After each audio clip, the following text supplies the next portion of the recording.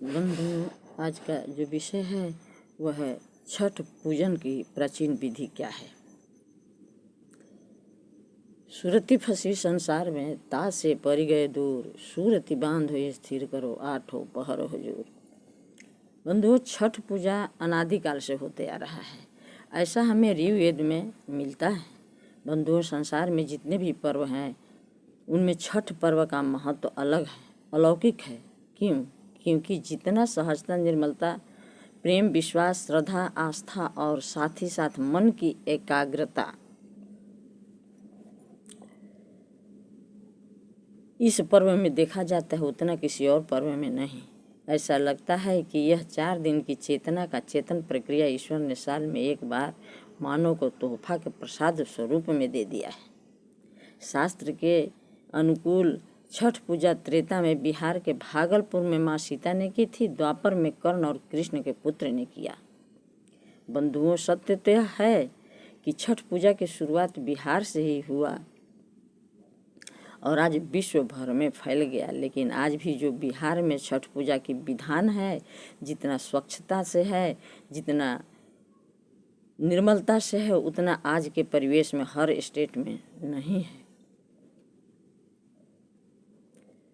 बंधुओं, यह पर्व 4 दिन का होता है। कार्तिक शुक्ल पक्ष चतुर्थी तिथि के बिन बरुआ या कद्दू भात कहा जाता है। इस दिन स्नान ध्यान करने के बाद सूर्य के अर्घ देने के बाद तब जो है वो व्रती अपना भोजन बनाती है।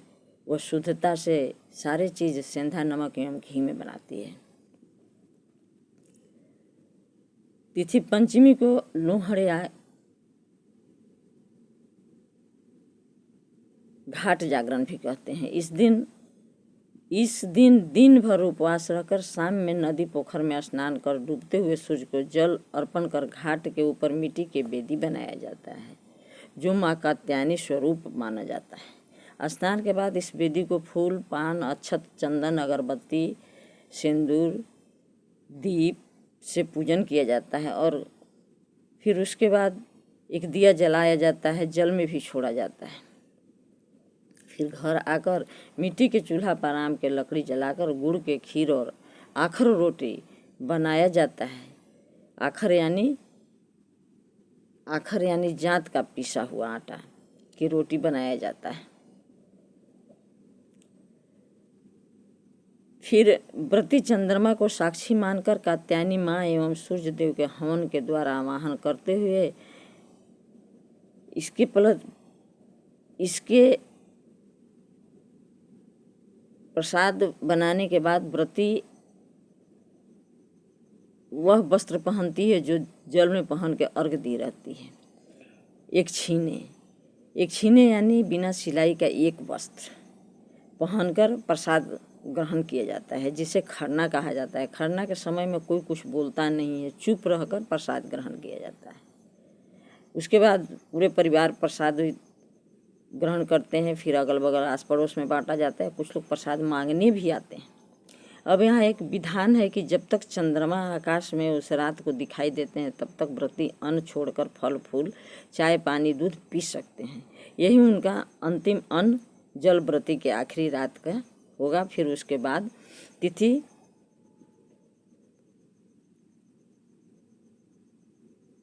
षष्ठी को कुछ नहीं, निर्जला उपवास 24 घंटा के लिए करना पड़ता है। यह है छठ पूजा का चतुर्थी एवं पंचमी का वर्णन, जो आस्था, विश्वास, प्रेम और ये भी कह सकते हैं कि एक तरह का ऐसा ऊर्जा शरीर में उत्पन्न होता है जो व्रती भाव विभोर रहती हैं। बंधुओं, अब आ गया तिथि षष्ठी की शुद्धता के साथ दिन भर निर्जला उपवास रहकर व्रती मिट्टी के चूल्हा, आम के लकड़ी से शुद्ध घी में आटा गुड़ के अखरौटा बनाती है और चावल पीसकर चावल के आटा से कचवनियाँ बनाती है। वो भी जांत का पिसा होना चाहिए, मिल का नहीं। उसके बाद बांस का दौरा, सूप, उस काल में जितने भी फल और अन्न मिलता है वह सब प्रसाद में होना चाहिए। सब होता है। अदरक कच्चा, हल्दी कच्चा, पान पत्ता, आम का पत्ता, सब कुछ होता है।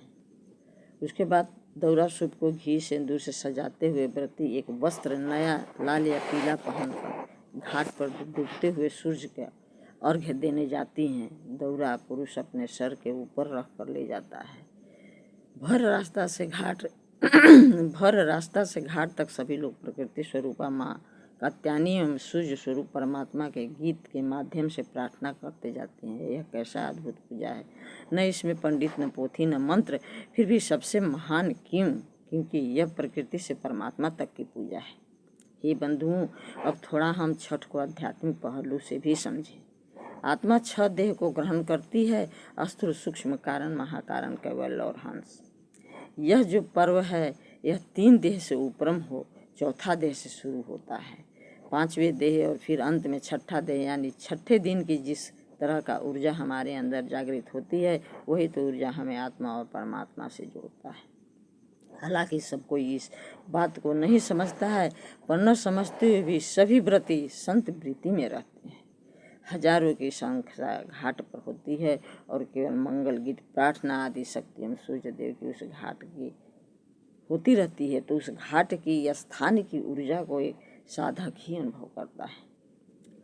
बंधुओं, तिथि सप्तमी को सुबह सूर्योदय के समय अर्घ्य देकर हवन के द्वारा क्षमा मांगते हैं। सप्तमी के दिन 3 बजे रात में ही व्रती घाट पर यानी जलाशय पर पहुंच जाते हैं, पोखरा में पहुंच जाते हैं। ब्रह्म मुहूर्त में ही व्रती जल में उतर जाती हैं और स्नान करने के बाद जल ही में खड़ा रहती हैं तब तक जब तक सूर्योदय हो नहीं जाता है। उसके बाद दूध से अर्घ्य घर के परिवार ही दिलवाते हैं।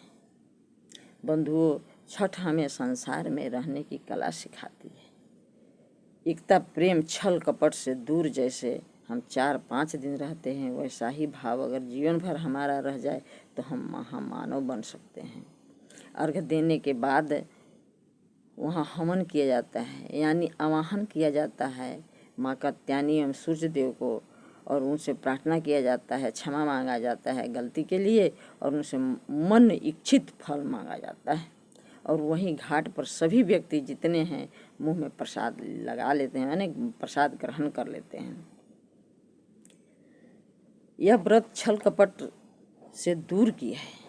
यह 5 दिन रहते वैसा ही अगर भाव जीवन भर रह जाए तो हम महामानव बन सकते हैं। बंधुओं, एक वेदी बनाकर नीचे पूजा होती है और एक जल में खड़ा होकर ऊपर अर्घ्य देकर पूजा होती है। तो इससे यह सिद्ध होता है कि प्रकृति में रहते हुए हम प्रकृति से पार भी जा सकते हैं, यानी प्रकृति ही खुश होकर हमें अपने से अलग होने की संकेत करती है छठ पर्व के माध्यम से। बोलिए सद्गुरुदेव की।